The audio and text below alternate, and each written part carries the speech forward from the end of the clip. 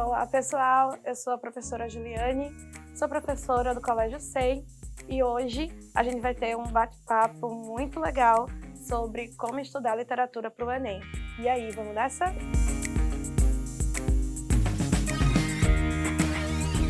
Bom, primeira coisa que a gente precisa entender sobre a prova de linguagens é que, diferente de outros vestibulares tradicionais, a prova não se organiza mais a partir de conteúdos programáticos, e sim de competências e habilidades. E isso mudou tudo no ensino de linguagens, isso mudou tudo também na forma do estudante se preparar para essa seleção. Afinal de contas, a gente sempre vinha numa mesma lógica, numa mesma construção extremamente conteudística e agora é preciso se reorganizar. É muito comum que ao longo do processo, ao longo da nossa trajetória, enquanto professores em sala de aula, a gente escute coisas do tipo: professora, eu não sei estudar linguagens, eu não sei como estudar para a prova de linguagens, eu acho que tudo aquilo é só interpretação. E não é assim, não é assim que funciona.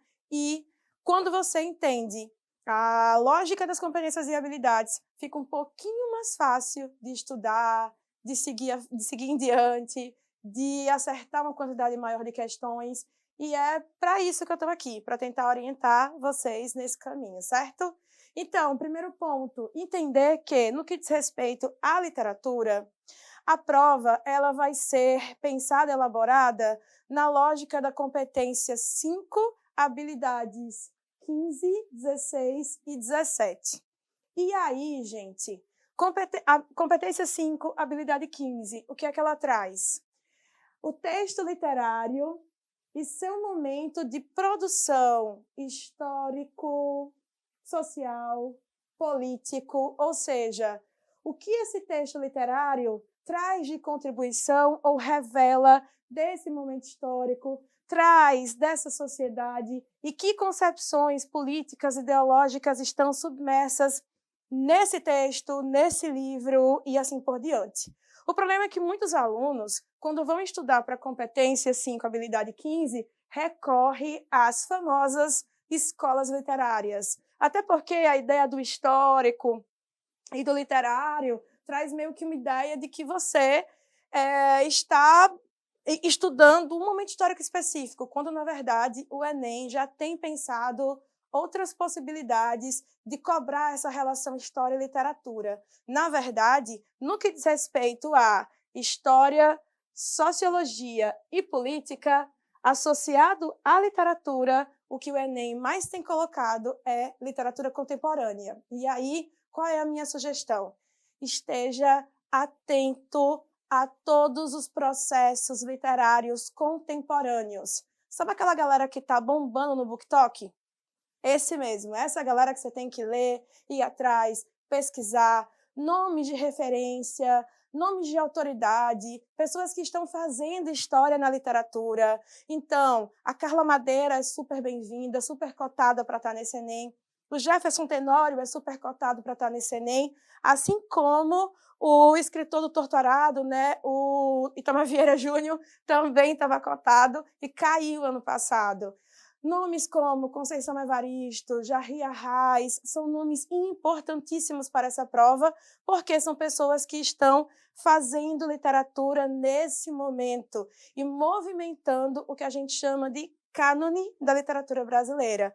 Um cânone que foi criado a partir de uma lógica extremamente eurocêntrica, branca, masculina, e que agora agrega novas vozes, novos caminhos, novas perspectivas, novas possibilidades, e o Enem tem estado muito atento a esse movimento.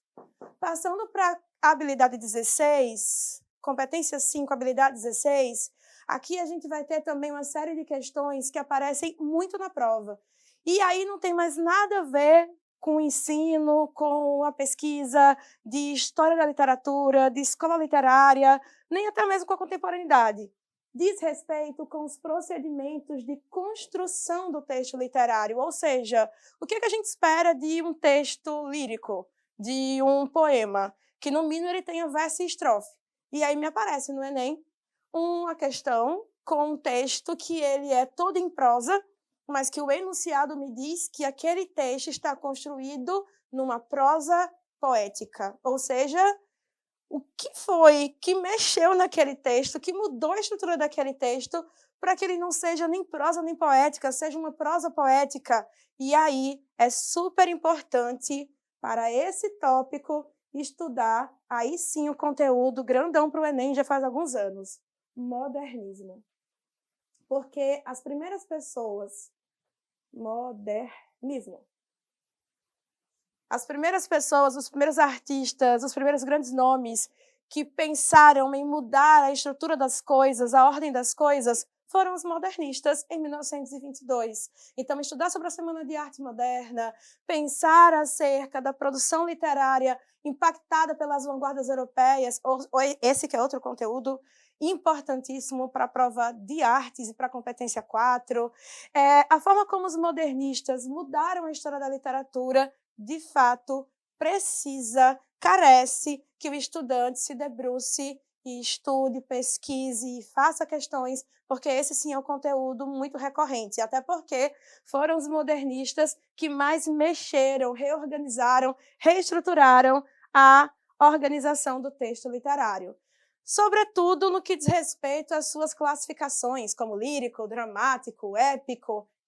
Importante também falar isso, e é importante também que vocês estejam atentos a essas nomenclaturas. Elas estarão, se não no enunciado, nas alternativas, ok? Um outro ponto para a gente fechar essa análise de como literatura cai no Enem, não podemos esquecer que a prova também está extremamente preocupada com a construção de um patrimônio literário nacional. E aí é por isso que todos os anos cai uma questão do Machado de Assis. Todos os anos, não tem como, a gente precisa ver, nem que seja assim, um textinho básico sobre o Machado de Assis, porque ele é, de fato, o nosso maior nome nesse patrimônio literário nacional. Vale lembrar do hype também que o Machado de Assis teve atualmente. Uma americana ficou extremamente surpreendida com a obra de Machado de Assis, e isso levou Machado de Assis para muito além do que a gente imaginava, só revelando quanto a nossa literatura é potente, grandiosa, maravilhosa, e viva Machado de Assis, um autor negro brasileiro. Crianças, por hoje ficamos por aqui. Eu espero que vocês consigam, a partir de agora, repensar a forma que estão estudando para a prova e consigam mesmo acertar um número maior de questões. Não esquecer o momento histórico, literário, político, social e de como eles se atravessam. Não esquecer a construção do texto literário, em especial com o impacto do modernismo, e não esquecer os grandes nomes da literatura brasileira, sobretudo Machado de Assis e a diva mor, Clarice Lispector. É isso. Beijo para todo mundo.